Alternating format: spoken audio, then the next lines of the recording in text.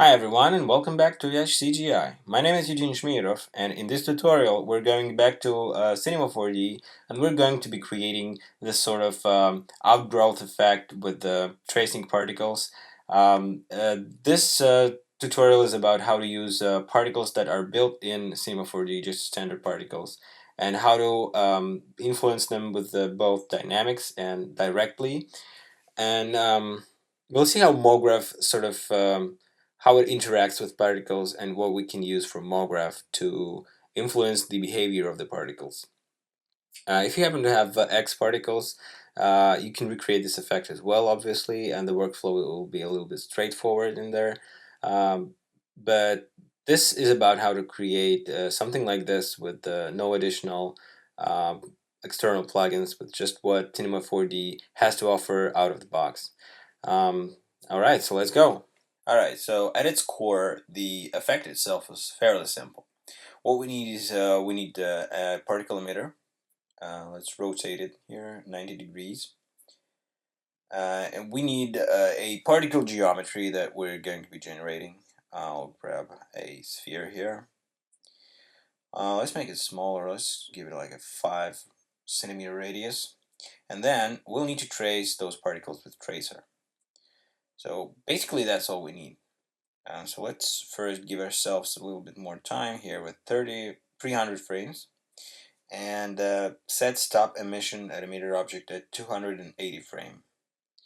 So then it stops emission at this point. So here's what happens if we hit play. Also, we need to enable show objects and put our sphere inside the emitter. So now you can see it emits spheres. Now what we need to do is we put the emitter inside of the tracer, and as you can see, it sort of traces the paths of the particles. Now, for it to kind of grow in different ways, we'll need turbulence. So with turbulence strength, we'll set it to 60 and scale to 110. As you can see, they start kind of growing in different directions. Maybe change the scale a bit, make it less, make strength at 50.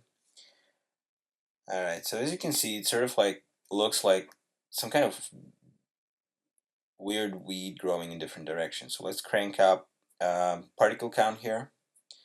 There we go. That's a lot more interesting. And essentially that's it. But the idea of the effect is that at some point particles stop, kind of gradually slow down until they come to a complete stop. So we cannot access particles directly with the standard particles in Cinema 4D with this emitter here, but what we can do is we can go to simulate and select friction. Now if I set this friction to something fairly high, like 100 in strength and angular strength, I set angular strength just in case, so I'm not really sure it does anything right now. So at 280, where I want them to stop completely, I keyframe those, and then at 200, when I want that to kind of start slowing down, I keyframe those at 0. So as you can see, it kind of starts from 200 to 280. It goes from 0 to 100 strength, and particles will slow down. But at the same time, we need to keyframe the turbulence, because as you can see now, if we play it back, at frame 200, they will kind of start slowing down. But as it reaches the complete stop, they kind of still will be wiggling around, as you can see here. That's because the turbulence has the effect. So we need to keyframe that as well. Let's go to 280. Now let's go to 200 first. This is where we keyframe it as it is, but we might just keyframe the strength.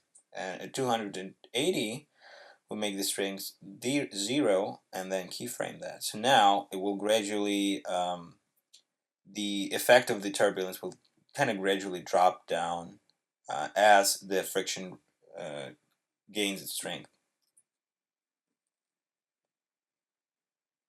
So here it starts slowing down, slower and slower, and comes to the complete stop with no turbulence. What we have here now is basically the core of the effect, but it's not too exciting. We cannot control those particles in any precise way, because the only way to directly control particles at all is through the simulations here. So attractor, deflector, and that's all that. But we can control them directly with mograph, and to do that we need matrix object.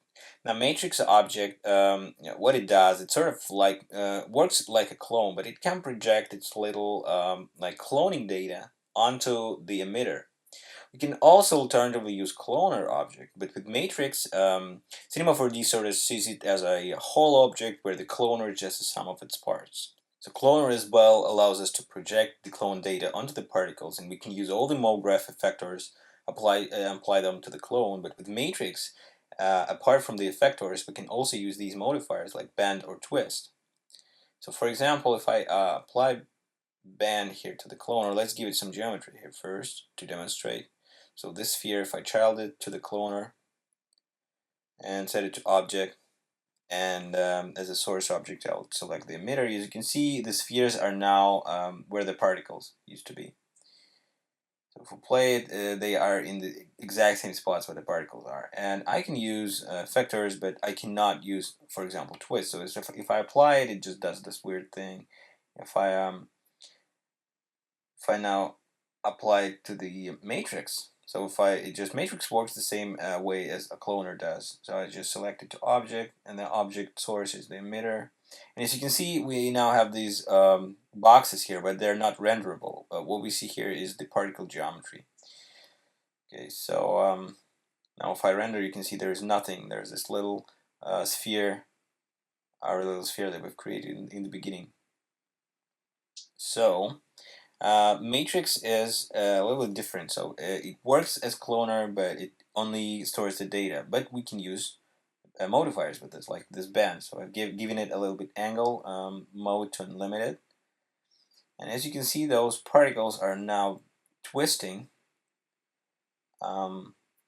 with the modifier, if that makes any sense. But as you can see, there's an offset from the original particle, so I'm going to hide this emitter here. Make sure not to press this button here and press this red light instead. This will just hide it, where the check mark will disable it completely. So let's not trace the emitter, but trace matrix instead with tracer object. And now, as you can see, they kind of obey the turbulence and friction, and at the same time they obey the twist. And if I rotate it, as you can see the twist kind of turned another direction. So this is live, and you can manipulate it anytime and control those in a lot more meaningful ways. You can use all these different modifiers here. Some of them work better, some of them don't work at all. Like for example, let's say displacer doesn't work, but bend and twist or spherify are pretty good for this kind of work. I mean, displacer does not produce any meaningful results. It certainly works, but it doesn't look any different. All right, so let's see. Let's create a effector. How about we go with some random? So we want to add some random movement, additional random movement. So as you can see, as I change these parameters, little boxes sort of start shifting around. And this is again is just an offset from the original position. So tracer kind of takes that into account. As you can see here, kind of is a jagged line. But right now it is not animated, but if I change random mode to noise and check indexed, the transformation with the random effector will happen on per clone basis. I also want to set animation speed to 10% and scale to 500 to sort of like give it more like less frequent motion. As you can see, when everything comes to a halt here, it doesn't stop completely. So we need to keyframe this as well. So here at 280, I will set the strength of the random. This is where friction and turbulence stops. So you kind of start here, and here I'll set my random at 100 keyframe, and at 280 I'll keyframe it at 0. So at the same time where turbulence and friction happen to kind of minimize and maximize, the random effector will minimize as well. So no movement at all past 280. Let's give it a little bit more keyframes, a little bit more frames to sort of like appreciate the complete hold a little bit better. Okay. Alright, so now to be able to render those little boxes, those clones, we need to set up a cloner object. As of right now, we cannot see anything. So let's go to mograph, create a cloner, and get this original sphere under the cloner and set its mode to object. But the source object will be the matrix. So now we clone those into matrix. We cannot see it here because the matrices are bigger than the spheres. But if we make it invisible, we can see spheres here. Alright, so now if we render that, we can see those clones. But now let's trace not the matrix, but trace the cloner. You could have just went to tracing the cloner right away, but for the sake of demonstration, I wanted to kind of go through all the steps here. All right, so in sphere object, we can also use simulations here, by the way. So let's give this sphere a rigid body, and right away, a rigid body tag, and right away it kind of falls down because there is no way to defy gravity with this tag. But we can set force, follow position, and follow rotation to tan, and this way it will loosely follow its original position and being dynamic at the same time. So you can see tracer kind of can trace it at the same time as the dynamics happening, so we'll need to bake that. If we go in cache tab here in the tag, in the dynamics tag, we can select bake object, and that will bake its positions. Let's give it some sort of sphere to kind of bounce around to see that physics happening a little bit more clearly. So let's create a sphere called collider, and let's see. Let's give it a tag. I'll use collider body tag on this one. Simulation tags, collider body. And we cannot use collider body on the dynamic spheres because collider body is not really dynamic. It just calculates the collisions, but it doesn't really calculate any kind of movement or physics. So if I kind of scale it up a little bit more, you can see it bounces somewhat, but the tracer is not really tracing the paths. Some of those paths kind of penetrate that ball. We don't want that. So we bake it. The physics tag here, then dynamics body tag, and takes a couple of seconds to bake. And as you can see, the icon have changed. Sometimes it doesn't change, so if it doesn't change, make sure to rebake it, to clear cache and then rebake. Sometimes it just doesn't bake with the first try. But now tracer is able to trace those movements a lot more accurately, and as you can see, those tracing lines are not penetrating the object and they're kind of following the spheres around it. We're not going to be able to see those traced lines right now if we render. That's because the tracer is just a set of dynamic splines, and splines are not visible from the get-go. But that's okay, we can fix that. As you can see, we cannot see them at render time. But first we need to bake our cloner. With this kind of setup, it's a good idea, so let's go to mograph tags. It can produce weird results if we don't bake that. So let's go to mograph tags. There it is, mograph cache on our cloner thread right now. So use let's check use cache and bake sequence and set it to 350 frames. That's as many frames as we have, and click bake. It will take a couple of seconds to bake depending on the heaviness of your scene.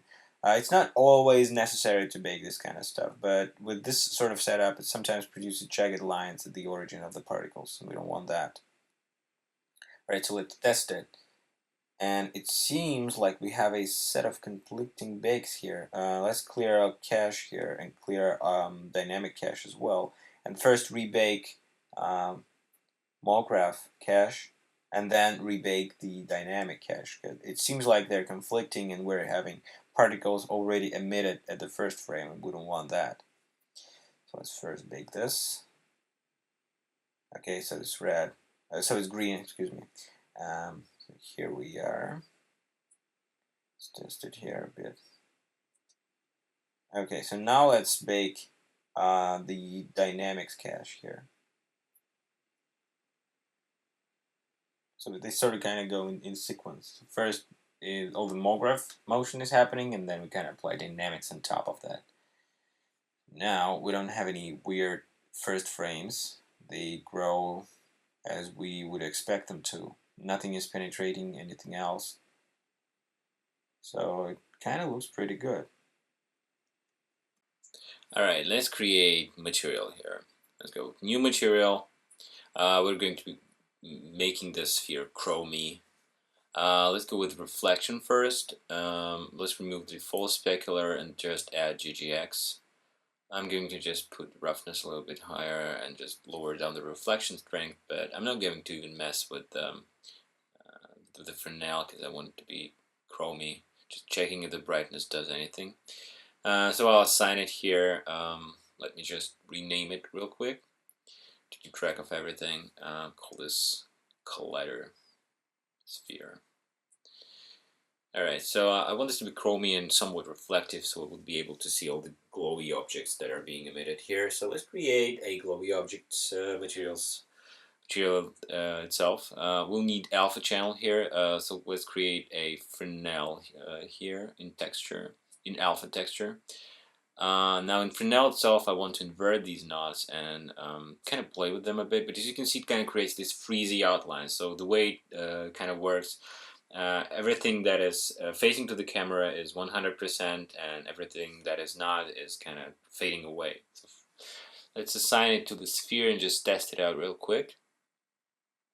It's not really easy to see that kind of fading outline here, but they are there. So maybe we could tweak a little bit the Fresnel a little bit here. So let's see. Let's go inside here and try tweaking it a bit. You can see changing in the preview window. So let's see if it actually changes anything. Well, they become a little bit more soft. So let's add a luminance channel, make it somewhat red.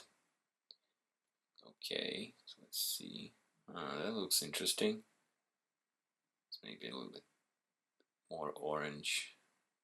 So we need to disable a couple of channels here.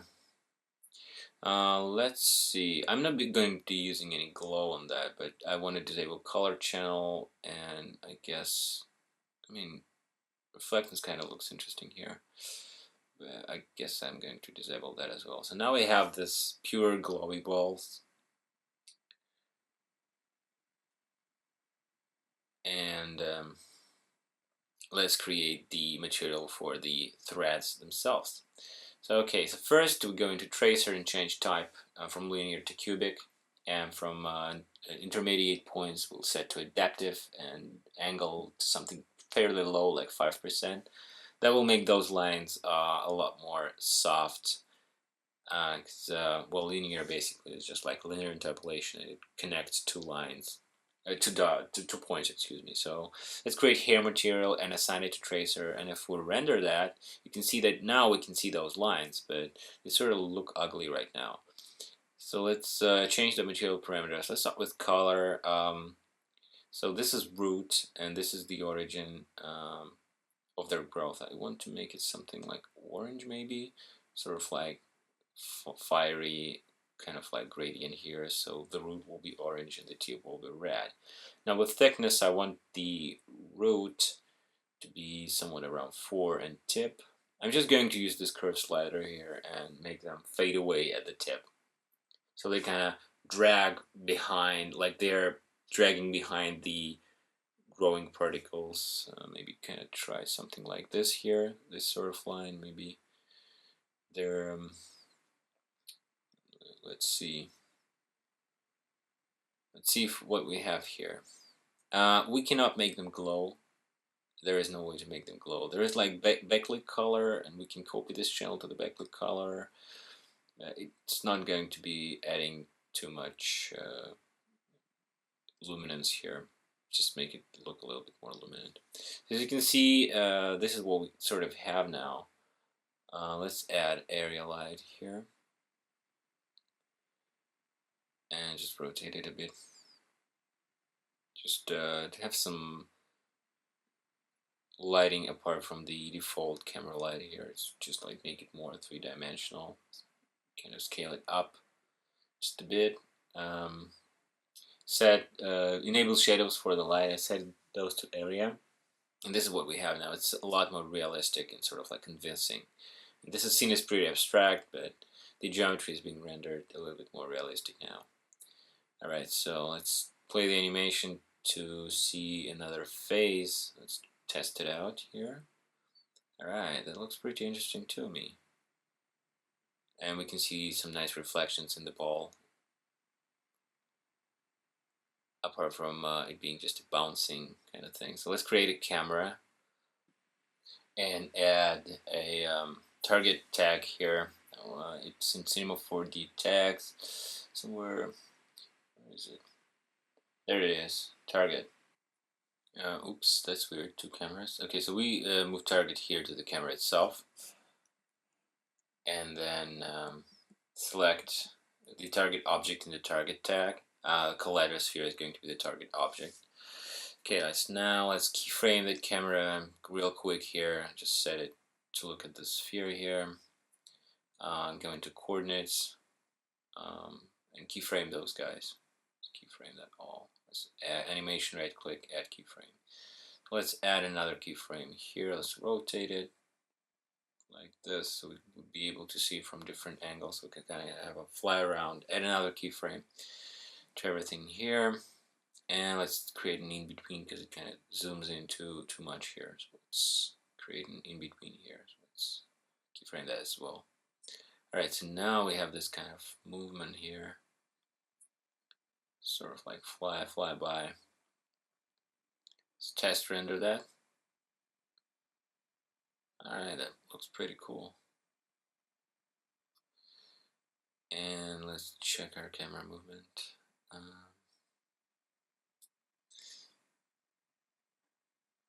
Maybe we'll zoom out a bit here in the end. Don't mind these lines that just are created because we don't have our tracer baked. So every time you kind of jump between keyframes, it sort of like creates a path between those two keyframes, if that makes any sense. All right, so those test renders look pretty interesting. So I think we are almost ready to render that. Let's go into render settings here. I'm not using physical render because it will make it look a lot better, but for this kind of abstract scene you can just go with the standard. So I'm just changing the output resolution to HD. No, wait a minute.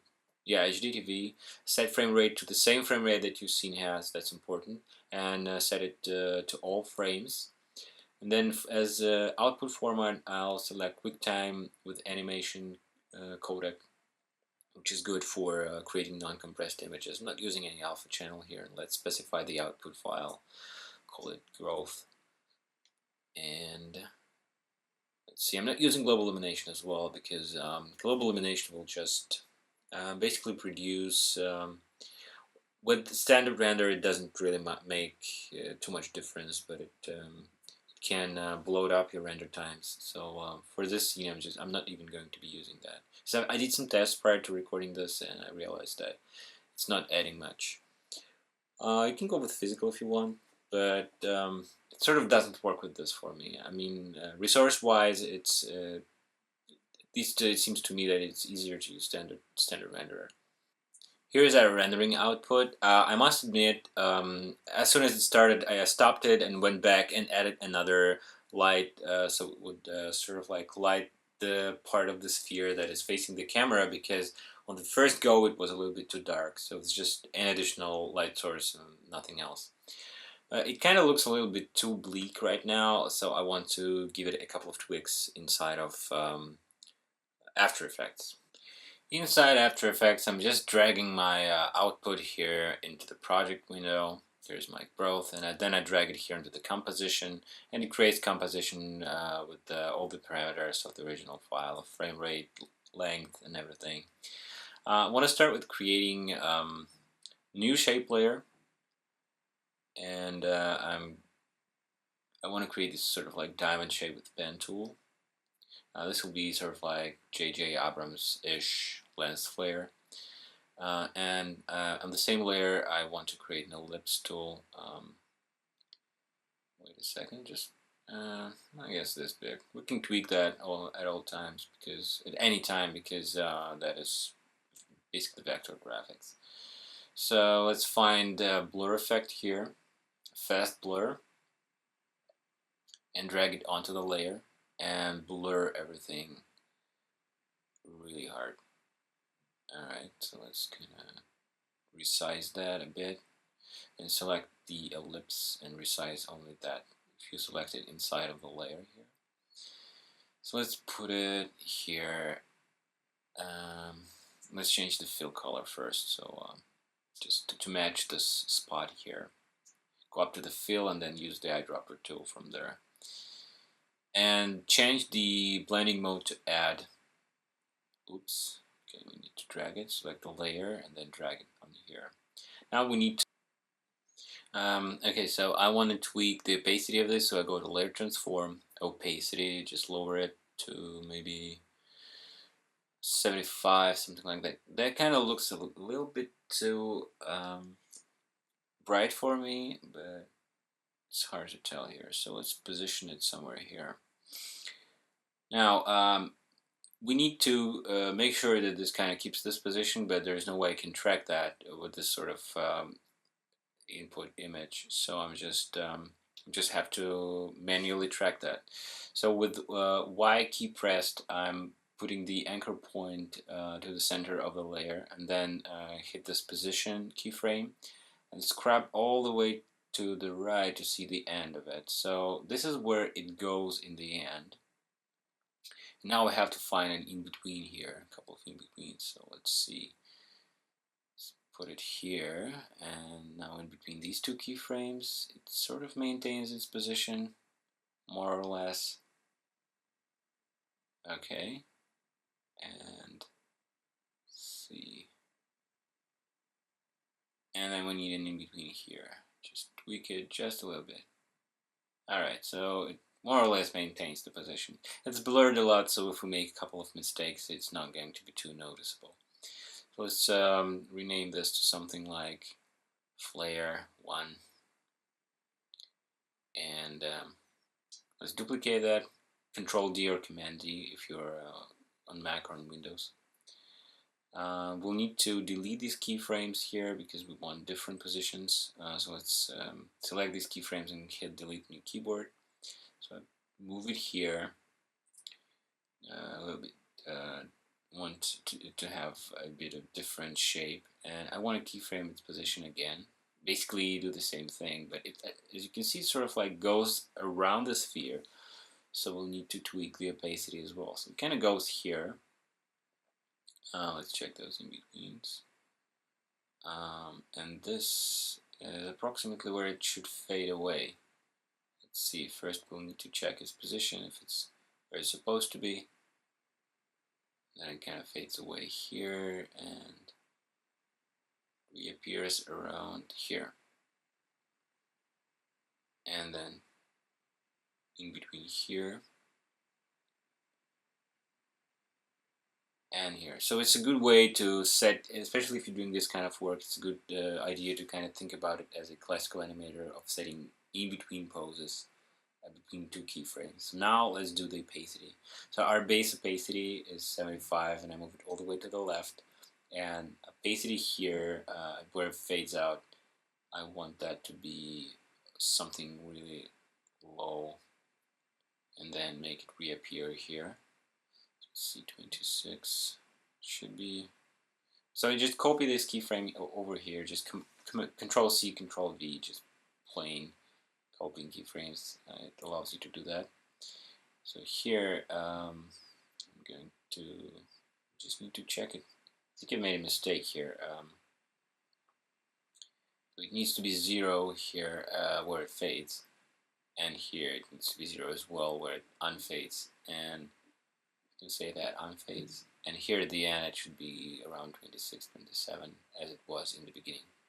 So now it kind of is there, then it fades, then it appears again.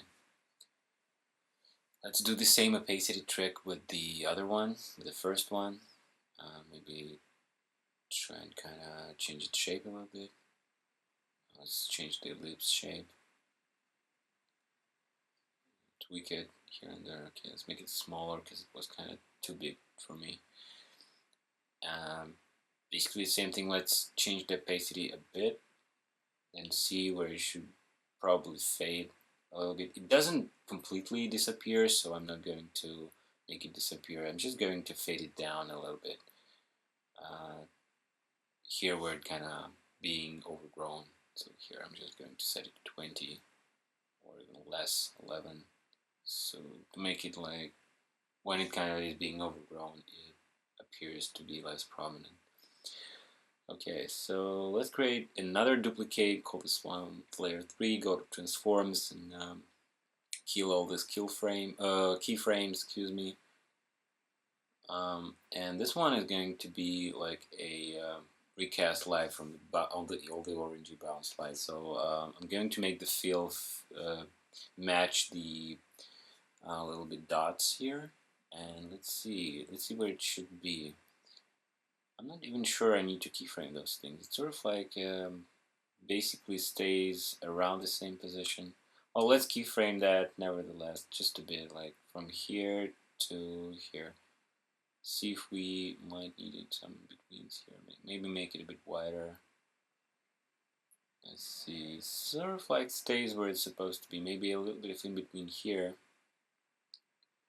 And just tweak it a bit here. Okay, kind of looks okay to me. So let's see if we need any opacity change. Scrub left and right to check it out. But I don't think it should be as opaque here. So let's make it more transparent. So no opacity, then around here, or let's see, maybe it sort of like linearly grows in opacity. I'll have 100% opacity from this point. It still changes position. Let's tweak the ellipse, isolate it a bit, maybe make it something like this now. Certainly, maybe like almost indicate where the most of the particles are. We'll use the mode glow. Okay, and change the opacity here. Just tone it down a bit, so as if camera sort of like adjusts to what it sees at the end. All right, so let's create new adjustment layer, and I want to use some curves here. Let's go with curves. Find curves, drag it onto the adjustment layer, and almost like in Photoshop, everything that is beneath that layer is going to be affected by the adjustment layer. So let's tweak it per channel, some reds, maybe a little bit less reds in the dark. Same with blues. So, I want to give it a little bit like kind of more cinematic look. It's really hard to define what cinematic look is. But sometimes it's a good idea to play with curves a bit. The key here is not to make curves too extreme, because that will just look ugly, but a little bit of tweak here and there, more blues in the shadows, less reds in the lights, and vice versa, might produce some sort of interesting result. So I'm not sure about this flare here. What if it was a bit more narrow? How about now? Right, well, it sort of like looks okay, I guess. Alright, so since I've skipped the motion blur in Cinema 4D, let's create some post motion blur here. We need to add it onto the source image itself. So here I found CC motion blur, force motion blur, that's important. And to make sure it works, you need to enable this motion blur button here, and per channel you have to enable that as well. There are two modes, preview mode and then fine rendering mode. I'll set it to preview for now, I guess. So it's either jagged line or straight line. So here I'm dragging it onto the layer. And we have this shutter angle, which is basically how much motion blur is going to be produced, and samples. which is obviously quality. I want to crank it up somewhere like 60 and shutter angle to. This effect is takes time to calculate, so I'll just lower the resolution for now. Make it half. You can see it's sort of indicating there. Let's make it full to see it better, and maybe increase shutter angle to produce more motion blur. All right, let's press this button on the layer to see it in full quality here. It takes its time to figure it out. Here it is. This is a pretty nice post motion blur. I think I'll go with this. Um, okay, so we're ready to render that. Add to render queue. Change this output mode from right now it's in lossless. I want to turn audio off. Let's see RGB, just RGB. We don't have any alpha channel. I want to change format from animation to Apple ProRes because I kind of don't see why I should keep it uncompressed. So you can pick any codec that you want. I'm just going with ProRes here. Click OK and then specify the output. Call this growth final. So replace I've already had one. And click render. So here is the final result that we've got from After Effects. I kind of think those lens flares sort of add a little bit like a fine-tuned feel to it. But what I've shown you is just like a core thing. So if you kind of want to work on it further with more additional effects, I encourage you to try that. Um, on the other hand, it sort of like looks a little bit too soft to my liking, but I guess that's because we use standard renderer and there is no specular breakdown on the sphere itself. I hope you found this video informative, and as always, thanks for watching Edge-CGI. Don't forget to share, like, and subscribe, and I hope to see you soon. Bye.